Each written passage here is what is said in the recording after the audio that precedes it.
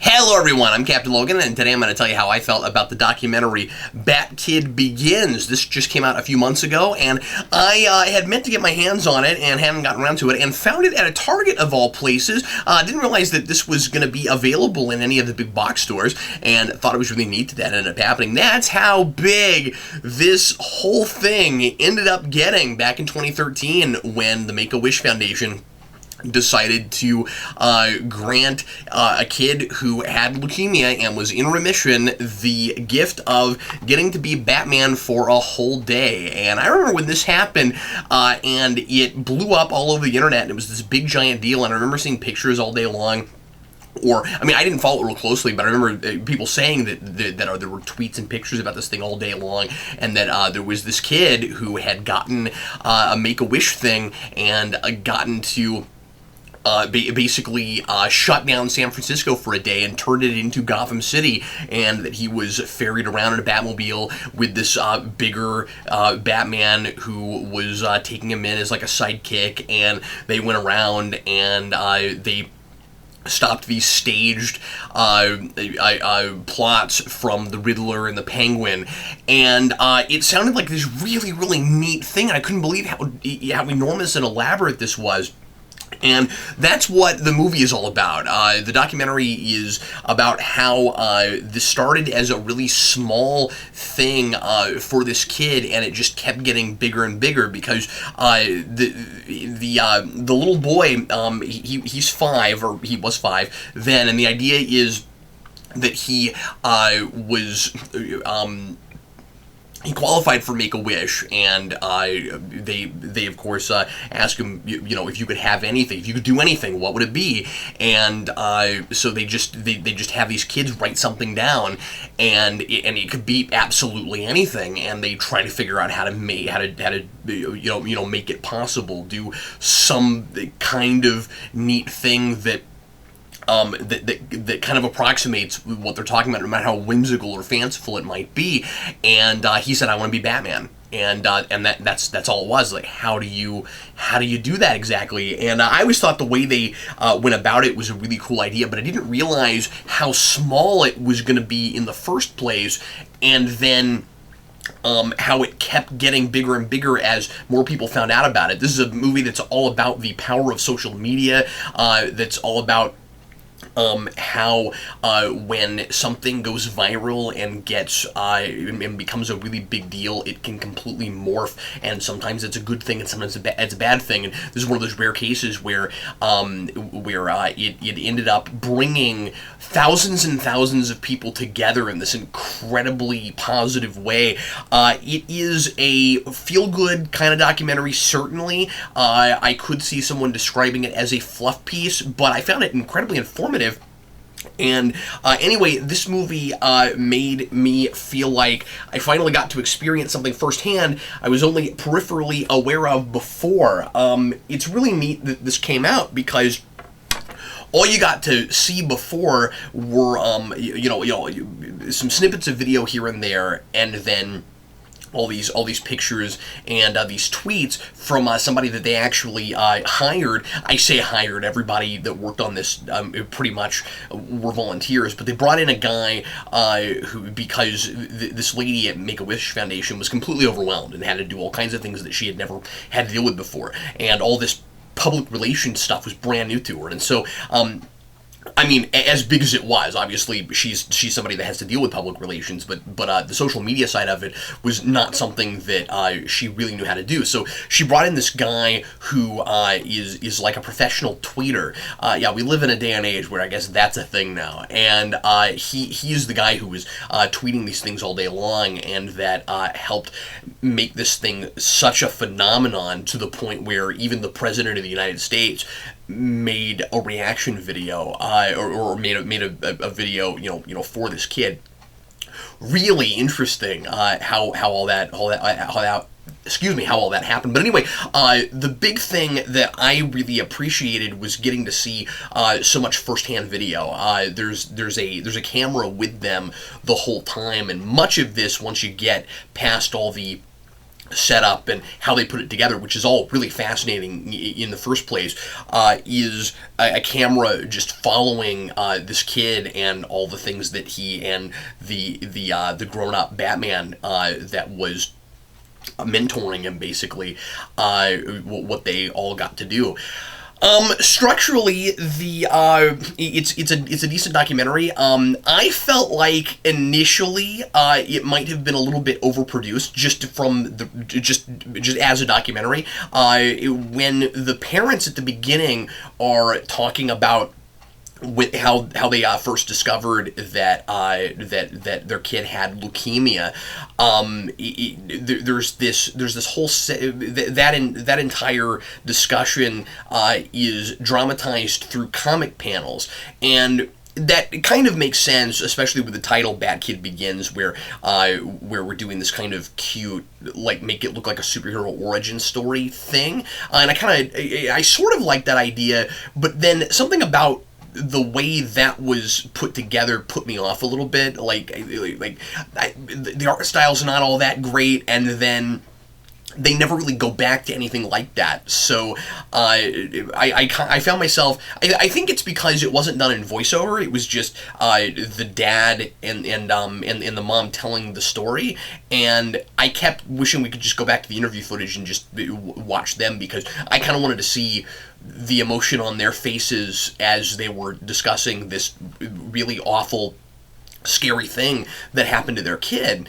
And instead I'm looking at these comic panels, and that's trying to be emotional in its own way, but I felt like less was maybe more in that particular section, and that was kind of my biggest complaint about it, and I was glad that we never went to that kind of thing again. But then, because we didn't do that, that kind of stands out like a sore thumb to me. So anyway, that was kind of my big, documentary filmmaking issue with it. But what I liked about it the most, as far as the structure goes, is just that it's totally straightforward. Here's how the I was glad that we didn't do any kind of non-linear thing as far as the narrative goes, because I've seen that with a lot of documentaries like this, and we didn't go there here. It was just here's how it got put together and the escalation of how ginormous it got, and then the rest of the documentary is basically the day, and you get to see the whole day chronologically, and I really dug that. This is a neat movie in exploring child behavior. Miles is this really shy kid who, as soon as he puts on the bat suit and starts working with this guy who is pretending to be Batman, he completely transforms, and I think that's really it was really neat to get to see that. And I don't know, this movie really hit close to home to me because I'm a father, but also my son Jason is the exact age this kid was when this happened. Right now, and I was imagining what he would be like in this situation, and of course everybody's different, and Jason is pretty outgoing and he's not shy at all, but I have seen that kind of thing even with Jason to a degree, where you put on a costume and you have the clothes make the man thing, and you have the mask, and you imagine yourself as somebody else, and you hide behind it, and all of a sudden you feel like you can do anything. And I thought it was really neat to get to see that, and that they focused as much as they did on that. And it was like there's a part in the middle of the day where he says he's tired of crime fighting and he wants to stop, and of course this is a kid that that is in remission but has just come off of a lot of chemotherapy and stuff, and so he gets really tired really easily. And I kept wondering what. This is one of the things that was kind of interesting to watch for, and created this, I don't know, interesting sense of suspense from a story level, even though this is a real thing that happened, where, and of course, I knew that it worked out okay, because, it's a thing that really happened and I had heard a little bit about, but as I'm watching it in the moment, I kept finding myself wondering how in the world he makes it through that whole day with these thousands and thousands of people in San Francisco, watching him and everywhere, and how that kind of thing usually would freak him out, and his parents were really overwhelmed. And by the way, I also liked how just very real and true to themselves and down to earth everybody was in this, where like the parents are just a couple of really ordinary people that seem still kind of blindsided and overwhelmed and can't believe that this happened to them and to their kid, even like months after the thing took place. And it was, but anyway, so it was interesting thinking as it was going along that he might cave, he might have to stop, and this was all for him. So even with people that like flew out to San Francisco and all those people that were there, if he had wanted to quit, they would have stopped it. And that doesn't happen, and it's because he gets sucked into the fiction element. He gets sucked into this idea that I'm Batman and I have to save the day, and I thought that was really cool. The focus is at large from kind of a community sense, and like what's the message of the documentary, what's the point of it. Now, it's certainly not a heavy-handed thing. It all comes from interviews, and there's not any like heavy-handed, irritating voiceover telling you what you're supposed to take from it. That we've got this heartwarming, happy ending kind of story that brings all these people together, and that people really are more good at heart and giving and compassionate than maybe we give them credit for, and that a whole bunch of people came and proved it that day because it all went so smoothly, and they seemed to be there to cheer this kid on because something about his story really moved them and touched them in a personal place. That might all sound really, really sappy. It doesn't really play that way. It's just all of these people show up, and there's this air in San Francisco that day where everybody's getting along, and everybody everybody cares about each other, and everybody's like really considerate and stuff. And to listen to the police chief talk, that was one of my favorite parts too, because he keeps talking about how we've had big crowds in our city before, and nobody treats each other like this. Like, something about this event just really brought people together, and you've got this really interesting thing. I love that we called it Batkid Begins, that we made it a Nolan Batman thing, or that we're homaging that and parodying that in the title, because it's this similar kind of idea where this kid is inspiring people to just like Batman is, but to do a different thing, and in kind of a different way. I mean, like, he's not inspiring people to go out and save people necessarily.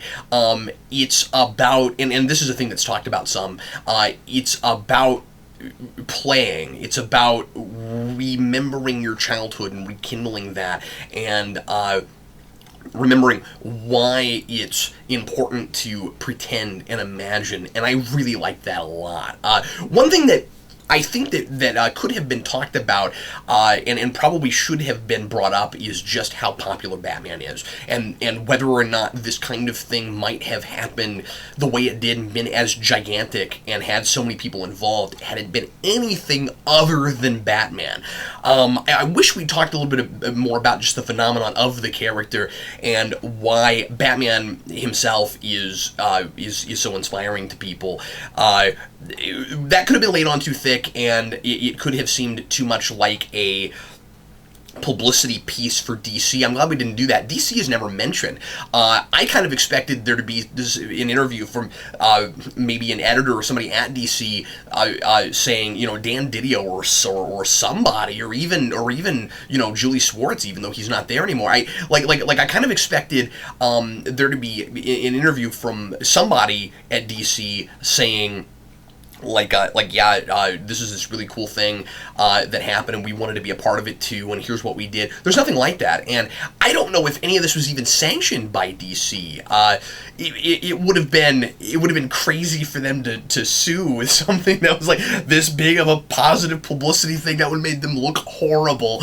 But there's no discussion about that at all. But I would have liked there to be something about the popularity of Batman, because I do suspect that some of what brought people there and got them so excited was just this idea of San Francisco is going to be Gotham for a day. And I mean, yeah, you know, this kid and his in his story, and that he beat he beat leukemia and all of that. I'm sure definitely touched people. I don't want to.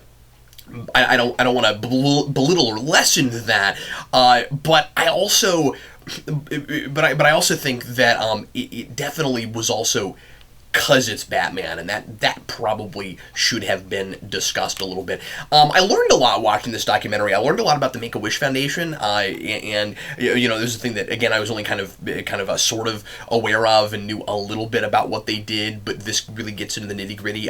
It was really neat to see all of the people that were. It's not like Batman's not talked about at all, but just more in commercially, like people involved in Batman projects. I didn't realize that everybody who played Batman tweeted in that day, and I also didn't realize how involved Hans Zimmer got. I thought that was really cool. He's interviewed in this, and or rather, actually, I don't think he's interviewed specifically for this. I think he might have just made some videos and sent them. I'm not sure, but anyway, he did this like special scoring that is the Batman Begins score, but a little bit different, and sent it to Miles as like his own personal Batman soundtrack. I thought that was really cool. Anyway, I enjoyed this a lot. It is definitely the touching experience that it professes to be, but it's also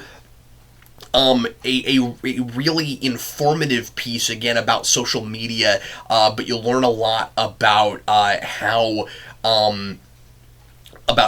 like a little kid might react to something like this. I like all the stuff about how the parents are glad that this happened when he was so little, so that it wouldn't go to his head too much. And I also like all the stuff at the end, not to give too much away, but about how Miles really doesn't understand what happened, what exactly was going on, and I found myself wondering, if it might click in years down the road, and what a viewing experience for him might be of this movie when he's like 12 or 15.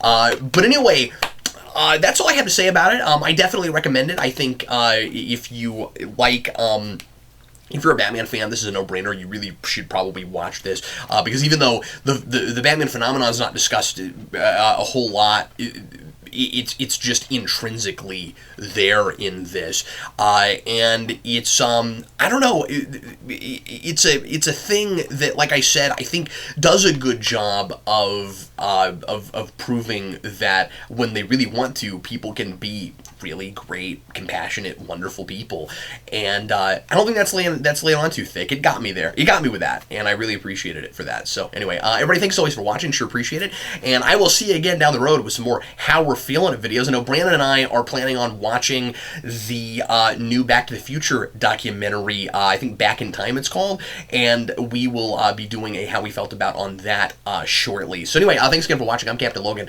and I'll see you again soon. Do